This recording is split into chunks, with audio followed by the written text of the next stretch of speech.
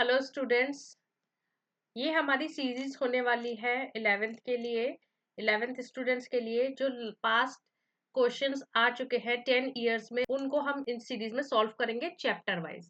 तो first chapter है हमारा यूनिट्स एंड डायमेंशंस। तो चलिए शुरू करते हैं। टॉपिक फर्स्ट, तो let's get started. The unit of the thermal conductivity. Thermal conductivity के लिए हमें एक फॉर्मूला पता है which says Q is equal to minus Ka delta T over delta X, where delta T is temperature, change in temperature upon change in distance. So Q को हम लिख सकते हैं, Q का यूनिट होता है जूल, K का unit हमें निकालना है, इसको मैं K लिखती हूँ। A area, it is meter square. Delta T is the temperature difference which is in Kelvin, and delta X is the distance, it is in meter. So if I solve the units for K, it would be joule पर metre kelvin. So जो हमारी unit हो गई के लिए वो हो गई जूल पर metre kelvin per kelvin. So the option is B is correct. The density of the material in the CGS system is 4.4 gram per centimetre cube. CGS system में हमको दे रखा है, इन्होंने कहा है एक ऐसा सिस्टम इन्होंने बनाया है जिसमें लेंथ को इन्होंने 10 सेंटीमीटर को इक्वल रखा है, यानी कि एक unit of length is equal to 10 centimetre and 1 unit of mass is equal to 10 grams of mass. So इस यूनिट को, इस न्यू पैटर्न को डिफाइन करने के लिए क्या मैं ऐसा लिख सकती हूँ कि इनके 1 यूनिट एल में 10 सेंटीमीटर लेंथ को लिया गया है और 1 एम में हमारा 100 ग्राम्स को इन्होंने कंसिडर किया है। तो इस तरीके की इनकी यूनिट है जिसमें 1L 10 सेंटीमीटर के इक्वल है और 1M हमारा 100 ग्राम के इक्वल है। तो आपको पता होगा N1U1 is equal to N2U2। इससे हम किसी भी दूसरी यूनिट्स में कन्वर्ट कर सकते हैं। ठीक है, तो यहाँ पे हमें पता है ये 4 ग्राम पर सेंटीमीटर क्यूब है, और अगर मुझे N2 चाहिए एक मेरे नई यूनिट में, तो मैं ग्राम के लिए I can write m m is what, this m I am writing, so m per L cube. This is my new unit, new system of unit, right? So if I have to find the N2 value, so what I can do, I can just replace 1 m with like this. Instead of 1 m I can write 100 gram, और L हमारा बराबर है 10 centimetre के। तो क्या मैं इसको ऐसे लिख सकती हूँ? ठीक है, यहाँ पे हमारा 4 ग्राम पर सेंटीमीटर क्यूब आ जाएगा। तो अब यहाँ पे ग्राम पर सेंटीमीटर क्यूब कट हो जाएंगे, और मैं इसको सॉल्व करूँ तो ये यहाँ पे मैं सॉल्व करती हूँ। 4 ग्राम per centimetre cube, I can right N2 100 gram upon 10 की पावर 3 पर सेंटीमीटर क्यूब। तो अब यूनिट्स दोनों में सेम है, तो मैं यूनिट्स यहाँ से कैंसिल कर देती हूँ just for the calculation purpose. Okay, तो हमारा ये हो गया 40। सो N2 का क्या आ गया हमारे पास 40। So it is option number B. Okay, let's move to the next question, question number 3, which is saying plane angle and solid angle have dimensions but no units, no units and no dimensions, both units and dimension, units but no dimension. So solid angle और plane angle ये दोनों हमारे dimensionless होते हैं, but इनकी units होती है, जैसे रेडियन एंड स्टेरेडियन। ठीक है, तो इनकी यूनिट्स होगी बट ये डायमेंशनलेस होंगे, right? So 4 is our correct option. Now the second topic, dimensions of physical quantities. Now let's solve this question. Question number 4. It is saying dimensions of stress are. So we know that the stress is basically pressure, or I can write stress is equal to force per unit area, right? So what are the units for force? It is MA. So what are the dimensions for force? It is M L T minus 2.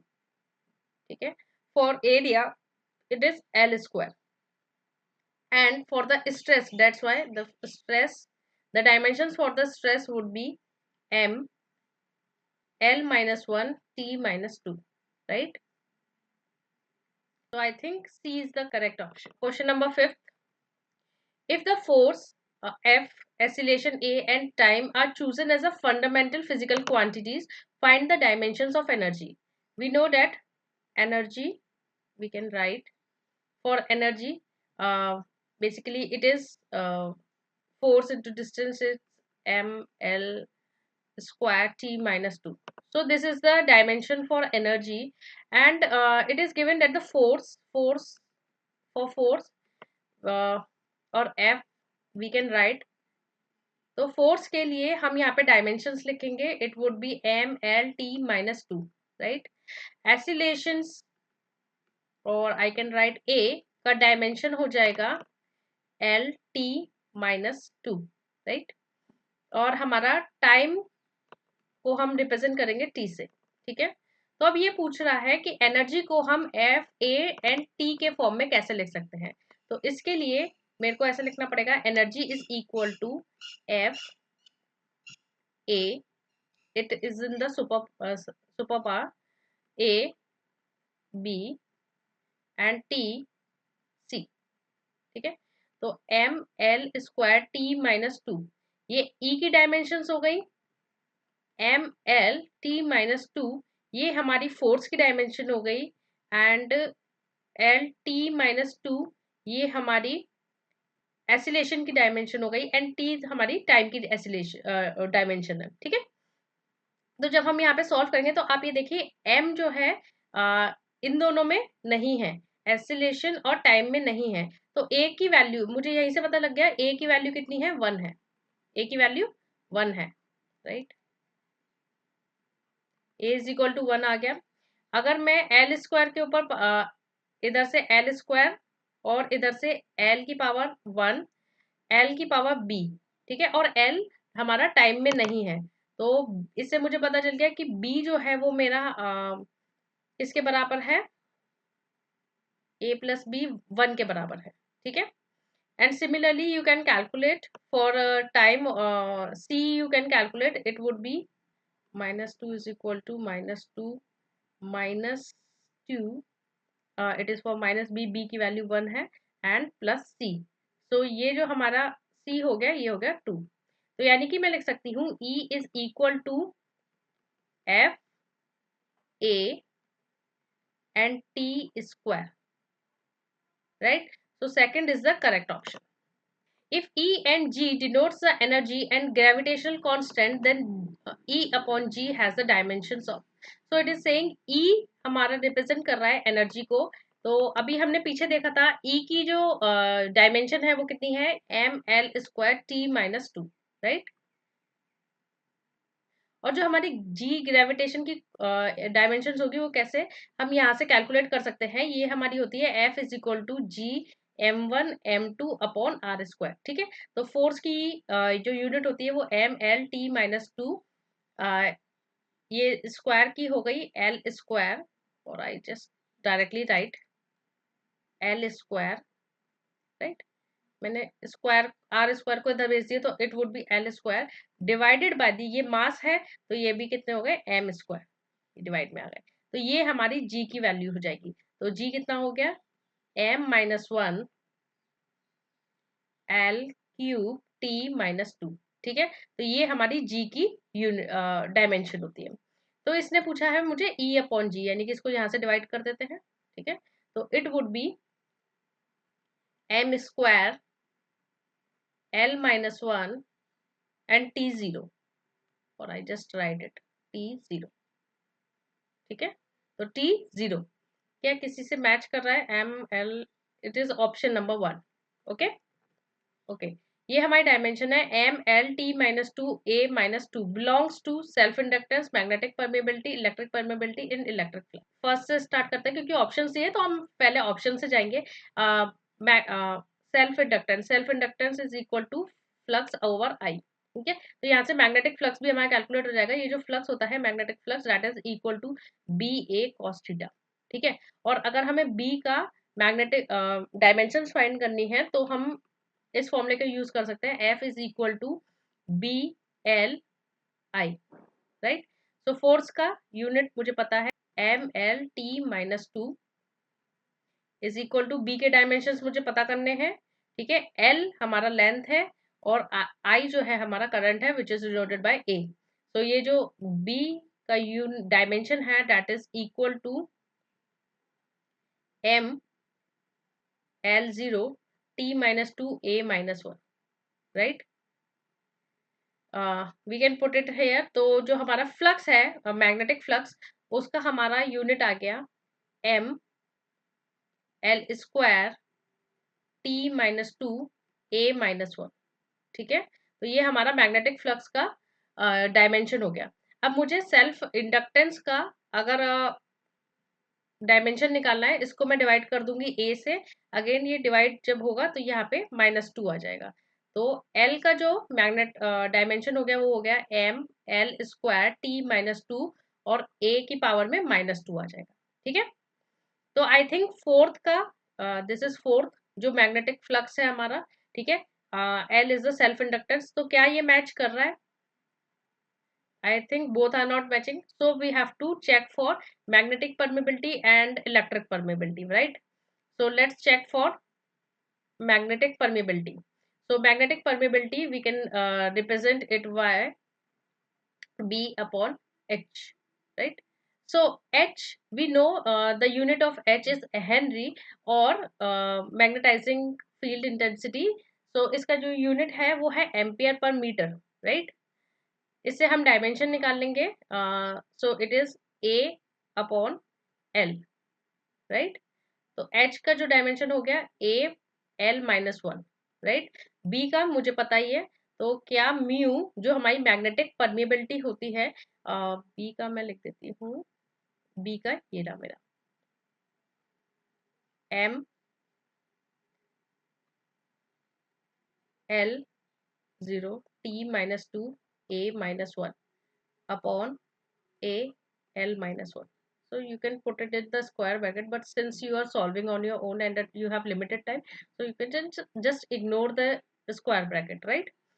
So जब आप boards में लिखते हो तो आपको इन चीजों का ध्यान रखना है, बट पेपर नीट पेपर में आपको रफ वर्क करना होता है। You can solve quickly, okay.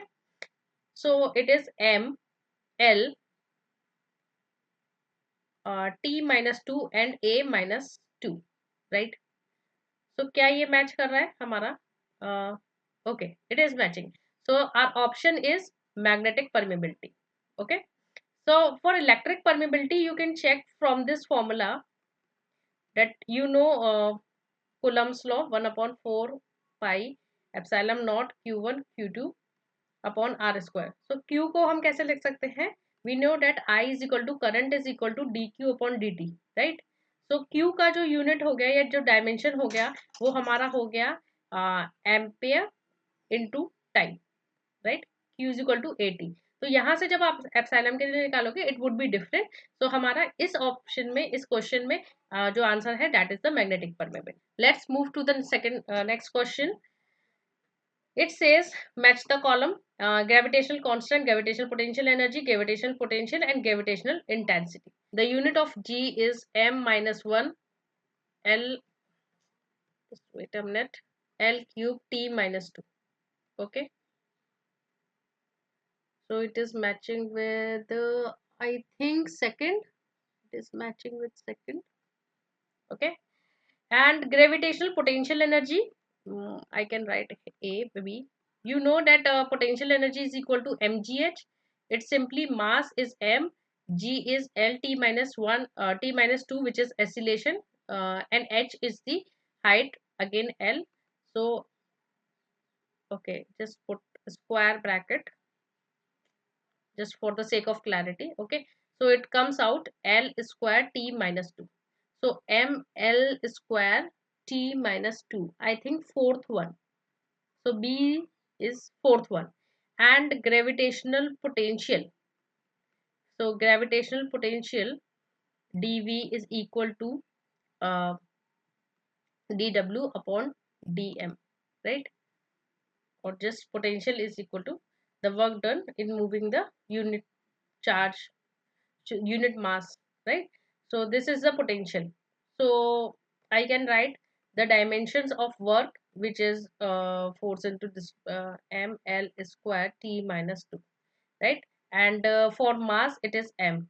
So the unit or I would say the dimension for gravitational potential is L square T minus 2. I think the first one, C is the first one, and for gravitational energy you can calculate directly using the formula. So I think it is third one, right?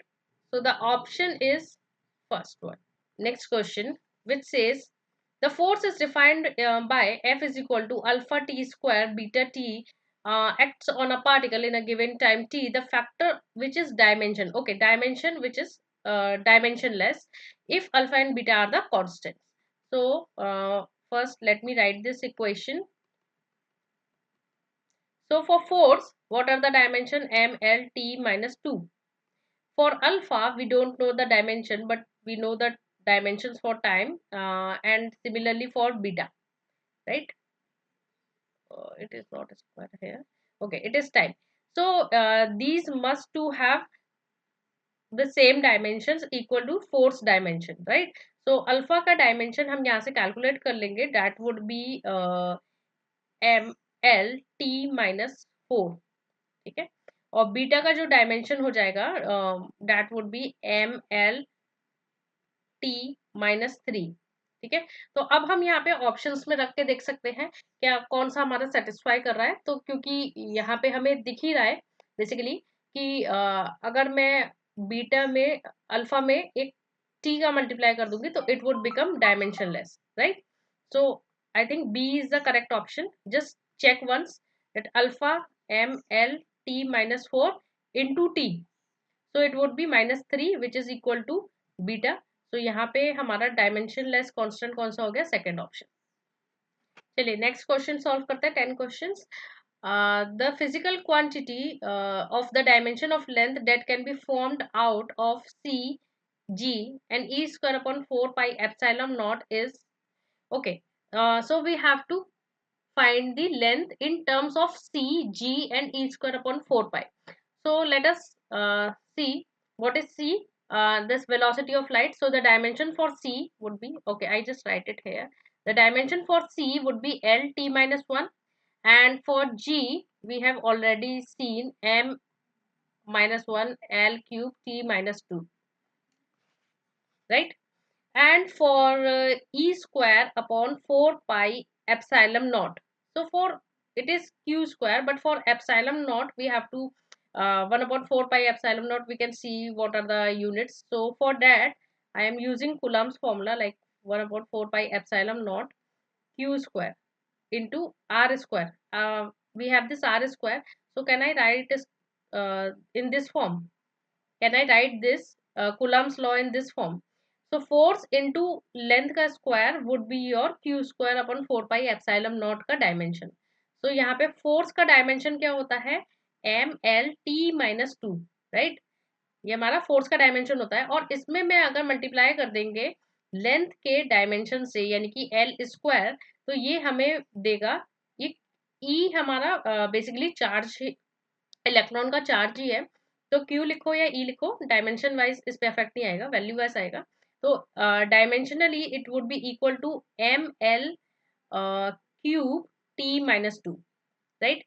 अब आप यहाँ पे देखिए एक, okay, हम यहाँ पे solve करते हैं. ये हमारा पूरा एक फैक्टर का हमने डायमेंशन निकाल लिया, जी का dimension.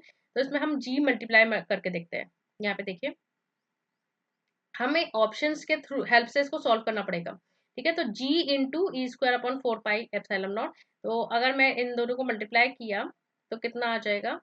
It would B L6 t minus 4, और इसकी पावर कितनी है? हाफ है. ये मैंने किसको मल्टीप्लाई किया है? g इंटू ई स्क्वायर, यानी कि ये मैंने निकाल लिया, इसका पावर हाफ. और ये जो हमारा एल टी माइनस 2 है ये हमारा बाहर आ जाएगा, एल टी माइनस 1 का स्क्वायर है, ठीक है. सी स्क्वायर दे रखा है. तो यहाँ पे अगर आप देखेंगे तो एल क्यूब आ जाएगा, टी माइनस 2 आ जाएगा जब हम इसको हाफ को अंडर मल्टीप्लाई करेंगे, और यहाँ पे एल स्क्वायर टी माइनस 2 आ जाएगा. तो देखिए हम किस तरीके से इससे लेंथ निकाल सकते हैं. तो अब यहाँ पे देखिए ये एल क्यूब है, अगर ये चीज में डिवाइड में चली जाए ठीक है, तो मेरे को L मिल जाएगा, लेंथ मिल जाएगी। तो यानी कि कहीं ना कहीं मुझे इसको सी स्क्वायर को डिवाइड में लाना है, तो हमें वो ऑप्शन ढूंढना है जिसमें ये डिवाइड में है। तो हमारा अंदर का फैक्टर तो करेक्ट है, यानी कि हमें मल्टीप्लीकेशन में ही चाहिए g और ई स्क्वायर अपॉन 4 पाई, यानी कि ये हो सकता है, ये हो सकता है, ये हमारा ऑप्शन नहीं होगा। ठीक है, और ये यहाँ पे ये डिवाइड में गया हुआ है, तो ये हमारा ऑप्शन करेक्ट है। ठीक है, now let's move to the next question, which is question number 11. if E को रिप्रेजेंट किया है इन्होंने कैपिटल ई से, वेलोसिटी को v से, टाइम को t से, are chosen as a fundamental quantities, the dimension formula for the surface tension will be. So surface tension basically it is equal to the force upon length. So for surface tension sigma I can write it is force mlt minus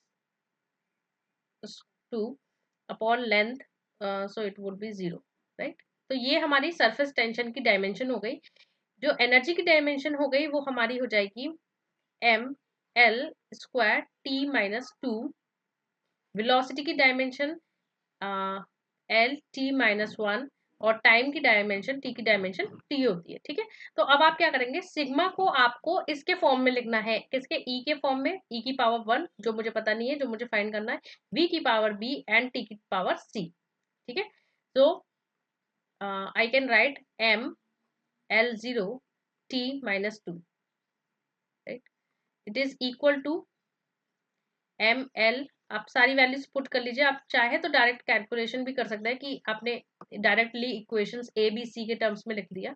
just for the clarity purpose मैं आपको solve करके यहाँ पे दिखा रही हूँ एक एक स्टेप। ठीक है, आप डायरेक्टली भी कीजिए। अब देख लीजिए जी, यहाँ पे m नहीं है तो a की वैल्यू क्या मिल गई मुझे, 1 के बराबर मिल गई। ठीक है, और l की पावर 0 है, तो यानी कि 0 would be equal to 2a plus b।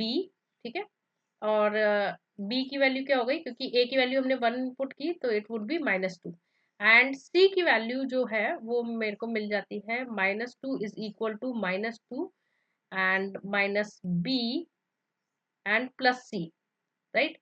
So it would be 0, it would be b and b is -2, तो c जो है c is equal to b आ जाएगा बेसिकली, इसको अगर आप सॉल्व करोगे तो इट वुड बी -2। तो इस सिग्मा को, अब इस इक्वेशन को मैं लिख सकती हूँ e की पावर 1, v की पावर -2 और c की पावर यानी कि टाइम की power -2। So I think b is the correct option, right? Now let's move to the third topic, which is errors in measurement. Okay, taken into account of the significant figures, what is the value of 9.99 meter minus 0.009? So like we have to first subtract 9.99, we have to first solve this, right? And using the significant figure we have to tell which one is the correct option. So if you solve this, it we would get 1089.9 meter, right? So if you see, according to the rules of significant figure, wherever the least value encountered, it is, if it is less than 5, then this would become your significant figures. So if you are rounding off and if you are giving answer according to the significant figure, this is the correct one. So it is 9.98 meter. Now let's move to the next question, for question number 14. The area of the triangle of the field of length 55.3 into breadth 25. First you have to multiply 55.3 into 25. You would get around 1382.5, right? And you have to round off to the values of the correct significant figures. Again, we can see like if you can round it off, or you can just shift this pointer to, if I can write this in this form, right? Because this is the least significant figure, so we have to shift the decimal in the right direction, right? So we can write this, and when we round it off, it would become 14 into 10 is to power 2, right? So this is the correct option. Third is the correct option. And you can also go through the significant figure rules to solve these types of questions, right? Let's solve this next question. The error in the measurement which arises due to unpredictable fluctuation in temperature and voltage supply. Okay, so this is not obviously personal error, right? So this option is wrong. Least count error, no, you haven't made any measurement error. But yes, these can be randomly error, right? Fluctuations in temperature and voltage supply which can be occurred randomly and you have no control over that. That is, these types of the error are called random error, which you can't predict and may happen when you do the experiment. Okay. Next, a screw gauge has least count of 0.01 millimeter and there are 50 division in circular scale, the pitch. Okay, we know that least count in a screw gauge is equal to pitch upon the number of division, or I just write division. Okay, total number of division. So the division least count they have given 0.01 millimeter, right? And pitch they are asking, and they have 50 division in circular scale. Okay, I can write pitch.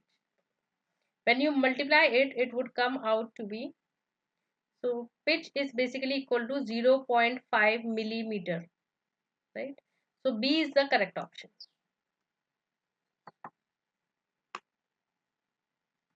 Now let's solve the next question. It is saying in the experiment the percentage error occurred in the measurement of physical quantities A, B, C and D are 1%, 2%, 3% and 4% respectively. The maximum percentage error in the measurement of X, ठीक है, X आपका equal है A square B की power half whole divided by C की power 1/3 and D की power 3. Okay, so the from this equation we can write the change or the percentage calculation error in X is equal to into 100 is equal to delta A upon delta A upon A. So the basically twice of the percentage error in A plus half into percentage error in B plus 1/3 into percentage error in C plus thrice of percentage error in D. And you know the percentage error in A which is what, 1%. I can write this equation like this. B में जो error है वो कितनी है आपकी 2%, C में कितनी error है आपकी 3%, राइट, एंड 3 इंटू 4 में आपकी 4%. तो जब आप इसे सॉल्व करेंगे it is 2%, it is 1%, 2 got cancelled, 3 got cancelled, it is 1% again, and it is 12%. And when you solve it, it is 16%. So the total percentage error in the X would be, or I just write percentage error in X. So it would be 16%. Okay. Now let's see the next question. It is saying the main scale of the vernier caliper has n division per centimeter and n division of vernier scale coincide with n minus 1 division of the main scale. So it is saying n VSD is equal to n minus 1 main scale division. Okay. The least count of the vernier caliper.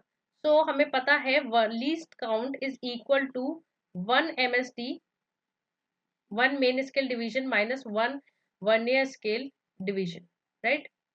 So from this we know that 1 MSD, or can I find using this equation n VSD is equal to n minus MSD. So 1 VSD is equal to n minus 1 upon n MSD.